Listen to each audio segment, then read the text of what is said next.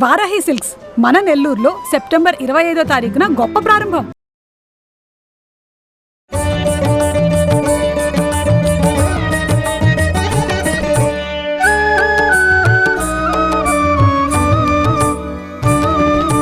నమస్తే అమ్మా. నమస్తే తల్లి. దసరా నవరాత్రుల్లో భాగంగా 4వ అవతారం ప్రాముఖ్యత గురించి, విశిష్టత గురించి తెలుసుకుందాం. అమ్మ విజయవాడ కనకదుర్గకి ఈరోజు కాత్యాయని అనేటటువంటి అవతారాన్ని ధరింపజేస్తారు. కాత్యాయని గురించి చెప్పాలి అంటే ఆవిడ ఒక అద్భుతమైనటువంటి వాత్సల్యపూరితమైనటువంటి అవతారంగా చెప్పుకోవాలి. ఆవిడ గురించి ఏం చెప్తారంటే, చంద్రహాసోజ్వలకర శార్దూల వరవాహన కాత్యాయని సుబంధద్యాత్ దేవి దానవఘాతిని. ఈవిడ శార్దూల వరవాహన, శార్దూలం మీద ఉంటుంది, అంటే పెద్ద పులి మీద ఆవిడ కూర్చుని ఉంటుంది. మంచి చంద్రహాసం, చంద్రహాసం అంటే కొంచెం వంపు తిరిగినటువంటి కత్తి, అటువంటి కత్తి చేతిలో ధరించుంటుంది.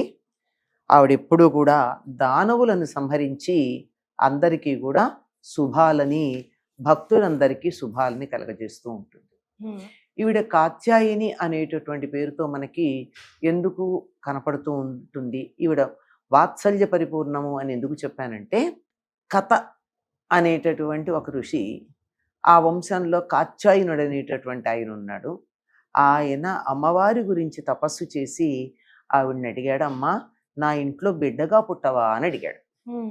అమ్మవారు ఎవ్వరికన్నా బిడ్డగా పుట్టడానికి ఆవిడకి ఎటువంటి అభ్యంతరం ఉండదు కనుక ఆవిడ ఆయన ఇంట్లో బిడ్డగా పెరగడం జరిగింది.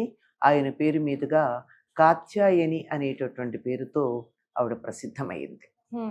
కానీ పెళ్లి కావాల్సిన పిల్లలకు కానీ అబ్బాయిలకన్నా అమ్మాయిలకన్నా వ్రతం చేస్తారు కదమ్మా, కాత్యాయని వ్రతం అని చెప్పు.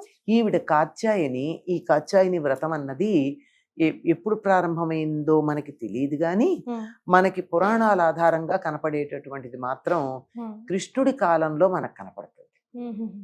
గోపికలందరూ కూడా కృష్ణుడు తమకి ప్రాణేశ్వరుడుగా కావాలని ధనుర్మాసంలో కాత్యాయని వ్రతం చేశారు. చిత్రం ఏమిటంటే, ఈ గోపికలందరూ అన్ని వయస్సుల వాళ్ళు ఉన్నారు. కృష్ణుడేమో ఇంకా 6 ఏళ్ళు 7 ఏళ్ళు అంతే, 7 ఏళ్ళు నిండలేదు, అది అంతకన్నా ఇంకేం లేదు. ఎందుకంటే ఆయన గోవర్ధన పర్వతం ఎత్తినప్పుడు 7 ఏళ్లవాడు, అందుకని చిన్నవాడు. వాళ్ళకి ఆ కాత్యాయని వ్రతం ఎట్లా చేయాలో ఈయనే చెప్పాడు. ఆ వ్రతానికి ఏం కావాలో సహాయం చేశాడు. వాళ్ళు వ్రతం చేస్తూ ఉంటే కూడా సహకరించాడు. అంతేకాదు వాళ్ళు వ్రతంలో పొరపాటు చేస్తే కూడా దాన్ని సరిదిద్దాడు. ఆ వ్రతంలో పొరపాటు చేయడమే కదా, నగ్నంగా స్నానం చేస్తూ ఉంటే నదిలో నగ్నంగా స్నానం చేయకూడదు, మీ బట్టల మీద మీకు ఇంత వ్యామోహమా? బట్టలు తడిసిపోతాయని తాపత్రయపడుతున్నారా? ఎత్తుకుపోతాను జాగ్రత్త, వ్యామోహం వదులుకోండి అన్నాడు. బట్టల మీద, ఒంటి మీద, బట్టలేమో భౌతికంగా కనపడేటటువంటి బట్టలు, ఈ శరీరమేమో ఆత్మ కట్టుకున్నటువంటి బట్ట. వీటి మీద వ్యామోహం పెంచుకుంటే ఇవి శాశ్వతమా కదా?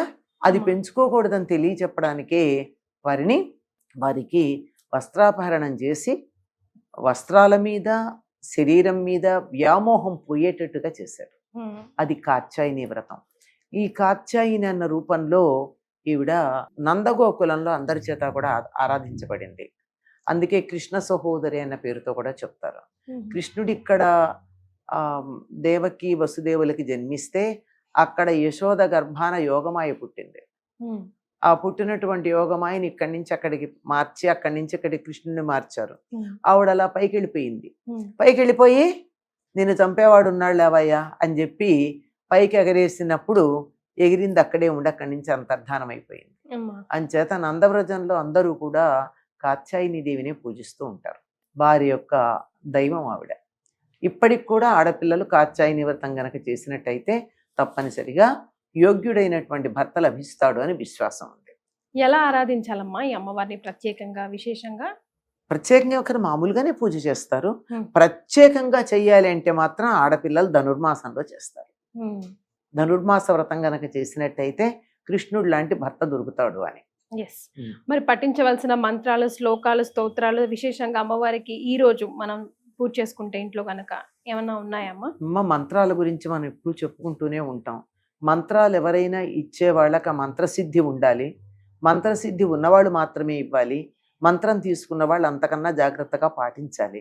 అందువల్ల ఈ మంత్రాలు కాదు, స్తోత్రాలు. కాత్యాయని స్తోత్రం ఉంది కదా మనకి, ఇందాక నేను ఒక శ్లోకం చదివాను. అటువంటి శ్లోకం చదువుకున్నా చాలు. అమ్మవారికి సంబంధించిన ఏ స్తోత్రం చేసినా చాలు.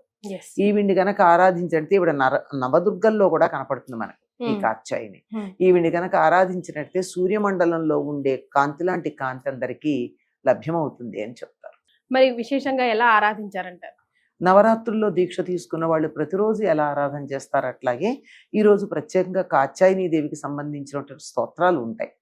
ఆవిడికి సంబంధించినటువంటి స్థుతులు కొన్ని ఉన్నాయి. ఆవిడని కీర్తించే శ్లోకాలు కొన్ని కనపడతాయి. వాటితో ఆ తల్లిని ఆరాధిస్తే చాలా సంతోషపడుతుంది. ఈవిడికున్న నామం కృష్ణ సహోదరి అని చెప్పాం కదా, అందుకని ఈ రోజు కృష్ణుడు కూడా తలుచుకుంటే ఆవిడికి మరీ మంచిది. సోదరుడు గురించి తలుచుకుంటే ఇష్టం కదా.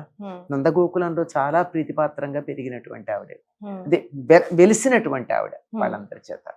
ఇప్పటికి కూడా ఆ ప్రాంతాల వాళ్ళందరూ కూడా ఆ మధురా ప్రాంతం అంతా కాత్యాయని దేవిని చాలా బాగా ఆరాధిస్తారు. ఆ పేర్లతో కూడా మనకు చాలా మంది కనపడతారు. ఆడపిల్లలు కాత్యాయని అనేటువంటి పేరు పెట్టుకోవడం మనం చూస్తూ ఉంటాం. ఎందుకంటే అమ్మవారు మరొక రూపంలో తన దగ్గరికి రమ్మంటే సందేహిస్తుందేమో గాని బిడ్డలా రమ్మంటే మాత్రం తప్పనిసరిగా వస్తుందమ్మా. మనం ఎంత లాలించటానికి వీలైతే అంత లాలించుకోవచ్చు, ఎంత పాలించటానికి వీలైతే అంత పాలించుకోవచ్చు. ఆ విధంగా వస్తుంది. చాలా సంతోషం అమ్మా. నవరాత్రిలో భాగంగా 4వ అవతారం కాత్యాయని విశేషాలు తెలియజేశారు. ధన్యవాదాలు. సర్వమంగళ మాంగళ్యే శివే సర్వార్థ సాధికే శరణ్యే త్ర్యంబకే గౌరీ నారాయణి నమోస్తుతే. స్వస్తి.